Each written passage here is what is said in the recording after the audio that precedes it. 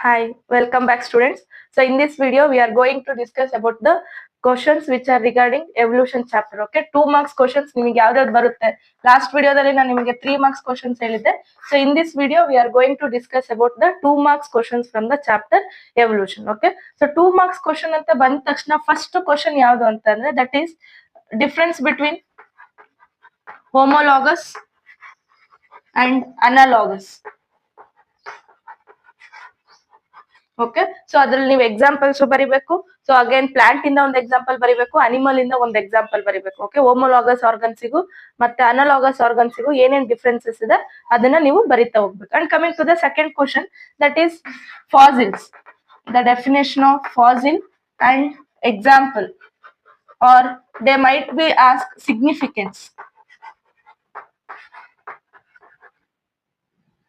Okay, so fossil definition, so the remnants of the dead bodies adin bariಬೇಕು, dead parts.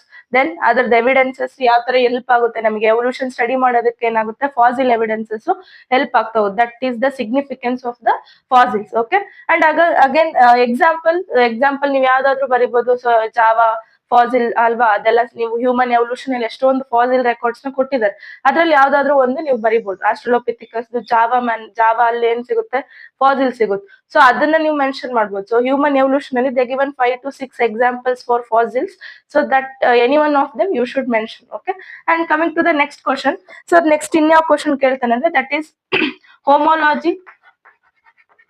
ಬರೀ homologous ಅಷ್ಟೇ 2 marks ಕೇಳ್ಬೋದು. What is homology, what is analogy, ಆ ತರ ನಿಮಗೆ separate ಆಗಿ 2 marks ಗೆ ನಿಮಗೆ ಕೇಳ್ತಾ ಹೋಗ್ತಾರೆ. ಸೊ ಡೆಫಿನಿಷನ್ ಬರ್ದು ಅದು ಯಾವ ತರ ಎವಲ್ಯೂಷನ್ ತೋರಿಸುತ್ತೆ ಅದು ಬರಿಬೇಕು, ಮತ್ತೆ ಎಕ್ಸಾಂಪಲ್ಸ್ ಬರಿಬೇಕಾಗುತ್ತೆ. Okay, so again coming to the next one, so the 2 key concepts of the, this is very important question, 2 key concepts of Charles Darwin. So Darwin use ಮಾಡಿದಂತ 2 ಇಂಪಾರ್ಟೆಂಟ್ ಕಾನ್ಸೆಪ್ಟ್ಸ್ ಯಾವುದು, ಅವ್ರ evolution, father of evolution ಅಂತಾನೆ ನಾವು ಕರಿತಾ ಹೋಗ್ತೀವಿ. So ಎವಲ್ಯೂಷನಲಿಸ್ಟ್ ಅಥವಾ naturalist ಅಂತಾನೆ ನಾವು ಕರಿತಾ ಹೋಗ್ತೀವಿ ಅವ್ರಿಗೆ. ಅವರು ಯಾವ ರೀತಿ ಎವಲ್ಯೂಷನ್ ನ ಸ್ಟಡಿ ಮಾಡ್ತಾ ಹೋದ್ರು, ಅದಕ್ಕೆ ಸೆಲೆಕ್ಟ್ ಮಾಡ್ಕೊಂಡಂತ 2 ಇಂಪಾರ್ಟೆಂಟ್ ಥಿಂಗ್ಸ್ ಯಾವ್ದು ಅಂದ್ರೆ natural selection and branching descendant. Okay, 2 terms ಗೆ ನಿಮಗೆ 2 marks ಗೆ ಕ್ವಶನ್ ಕೇಳ್ತಾ ಹೋಗ್ತಾರೆ, the 2 key concepts of Darwin. Okay, and coming to the next question, so next ಇನ್ಯಾವ್ ಕೇಳ್ತಾರೆ, the factors affecting Hardy Weinberg equilibrium. So ಇದು ನಿಮ್ಗೆ ಇತ್ತೀಚೆಗೆ ತುಂಬಾ ಸರಿ ಕೇಳಿದ್ದಾರೆ. ಸೊ ಇಲ್ಲಿ ಏನ್ ಫ್ಯಾಕ್ಟರ್ಸ್, 5 ಫ್ಯಾಕ್ಟರ್ಸ್ ಇದಾವಲ್ವಾ, ಅದ್ರಲ್ಲಿ ಯಾವ್ದಾದ್ರು 4 ಫ್ಯಾಕ್ಟರ್ಸ್ ನ ನೀವು ಮೆನ್ಷನ್ ಮಾಡ್ಬೇಕಾಗುತ್ತೆ. The factors which affecting the Hardy Weinberg equilibrium. ಯಾವ್ಯಾವ ಫ್ಯಾಕ್ಟರ್ಸ್ ಇದೆ, ಜೀನ್ ಫ್ಲೋ ಆಗಿರ್ಬೋದು, ಜೆನೆಟಿಕ್ ಡ್ರಿಫ್ಟ್ ಆಗಿರ್ಬೋದು, ನ್ಯಾಚುರಲ್ ಸೆಲೆಕ್ಷನ್. ಓಕೆ, ಸೊ ಇಷ್ಟರಲ್ಲಿ ನೀವು ಯಾವ್ದಾದ್ರು ಒಂದು 4 ಎಕ್ಸಾಂಪಲ್ ಆದ್ರೂ ಬರಿಬೇಕಾಗುತ್ತೆ. Okay, next coming to the next one, so next question ಯಾವ್ದು ಅಂತಂದ್ರೆ ಸಾಲ್ಟೇಷನ್ ಡೆಫಿನಿಷನ್ ಕೇಳ್ತಾರೆ. What is saltation? Saltation means the single step large mutation.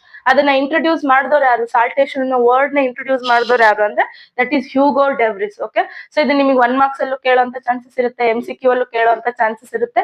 ಸಾಲ್ಟೇಷನ್ means single step large mutation. ಅಂದ್ರೆ ಸೊ ಒಂದೇ ಪಾಯಿಂಟ್ ಅಲ್ಲಿ ಏನೋ ಒಂದು ಸಣ್ಣ ಚೇಂಜಸ್ ಅಲ್ಲಿ ಒಂದೇನೋ, ಫಾರ್ ಎಕ್ಸಾಂಪಲ್ ಯಾವ್ದೋ ಒಂದು ಕ್ರೋಮೋಸೋಮ್ ಡಿಲೀಟ್ ಆಗ್ಬಿಟ್ಟು ಲಾರ್ಜ್ ಚೇಂಜಸ್ ಆಗ್ತಾ ಹೋಗೋದು. ಒಂದು ಸಿಂಗಲ್ ಮೊಮೆಂಟಮ್ ಅಲ್ಲಿ ಒಂದು ಸಿಂಗಲ್ ಜೀನ್ ಇಂದ ಜಾಸ್ತಿ ವೇರಿಯೇಷನ್ಸ್ ನ ನಾವು ನೋಡ್ತಾ ಹೋದ್ರೆ, ಜಾಸ್ತಿ ಹೈ ಲೆವೆಲ್ ಮ್ಯೂಟೇಷನ್ಸ್ ನ ನೋಡ್ತಾ ಹೋದ್ರೆ ಅದನ್ನ ನಾವೇನಂತ ಕರಿತೀವಿ, ಸಾಲ್ಟೇಷನ್ ಅಂತ ಕರಿತಾ ಹೋಗ್ತೀವಿ. Or and also gene pool,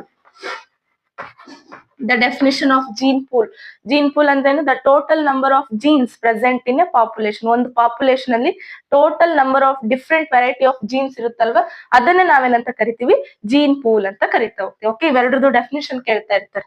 and coming to the next question, that is lichens are called as pollution indicators.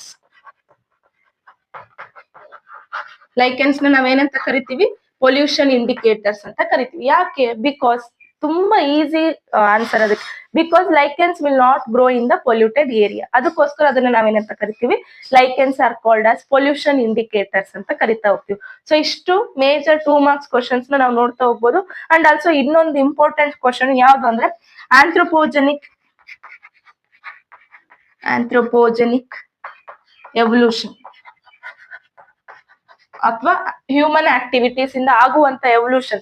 So evolution ಆಗೋದಕ್ಕೆ ತುಂಬಾ ಕಾರಣಗಳಿದಾವೆ. ಅದರಲ್ಲಿ ಒಂದು human beings are also one reason. Anthropogens ಅಂದ್ರೆ human beings. Okay, so human beings ಮಾಡುವಂತ activities ಇಂದ ಯಾವ ರೀತಿ ಎವಲ್ಯೂಷನ್ ಆಗ್ತಾ ಇದೆ.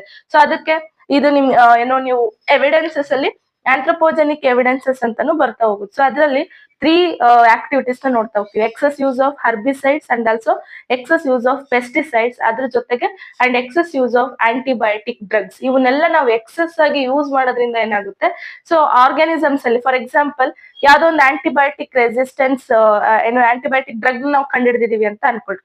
ಸೊ ಅವಾಗ ಏನಾಗುತ್ತೆ, ಅಲ್ಲಿರುವಂತ ಬ್ಯಾಕ್ಟೀರಿಯಾಸ್ ಅದಕ್ಕೆ ಅಡ್ಜಸ್ಟ್ ಆಗ್ಬಿಟ್ಟು ಮತ್ತೆ ಈ ಡ್ರಗ್ಗೆ ನಾನು ಕಿಲ್ ಆಗ್ಬಿಡ್ತೀನಿ ಅಂತ ಅದೇನ್ ಮಾಡುತ್ತೆ, ಹೊಸ ಒಂದು ವೆರೈಟಿನ ಪ್ರೊಡಕ್ಷನ್ ಮಾಡ್ತಾ ಹೋಗುತ್ತೆ. ಸೊ ಈ ತರ ನಾವು ಎಕ್ಸಸ್ ಆಗಿ ಹರ್ಬಿಸೈಡ್ಸ್ ನ, ಪೆಸ್ಟಿಸೈಡ್ಸ್ ನ, ಆಂಟಿಬಯೋಟಿಕ್ಸ್ ನ ಯೂಸ್ ಮಾಡೋದ್ರಿಂದ ಏನಾಗುತ್ತೆ, ಅನಿಮಲ್ಸ್ ತಮ್ಮ ಬಾಡಿ ಒಳಗಡೆ ಚೇಂಜಸ್ ಮಾಡ್ಕೊಳ್ತಾ ಹೋಗುತ್ತೆ to fight against those drugs or those pesticides, herbicides. ಅವಾಗ ಏನಾಗುತ್ತೆ, ಹೊಸ ಹೊಸ ವೆರೈಟೀಸ್ ಬರ್ತಾ ಹೋಗುತ್ತೆ. So that is also reason for evolution. So ಅದನ್ನ ನಾವೇನಂತ ಕರಿತೀವಿ, ಹ್ಯೂಮನ್ ಬೀಯಿಂಗ್ಸ್ ಇಂದ ಆಗುವಂತ ಎವಲ್ಯೂಷನ್ ನಾವೇನಂತ ಕರಿತೀವಿ, ಆಂಥ್ರೋಪೋಜೆನಿಕ್ ಎವಲ್ಯೂಷನ್ ಅಂತ ಕರಿತಾ ಹೋಗ್ತೀವಿ. Okay, so these are the 2 marks questions from the chapter evolution. So evolution ಅಲ್ಲಿ ಇಷ್ಟು ಕ್ವಶನ್ಸ್ ನ ಯೂಶಲ್ ಆಗಿ ನಿಮಗೆ ಕೇಳ್ತಾ ಇರ್ತಾರೆ.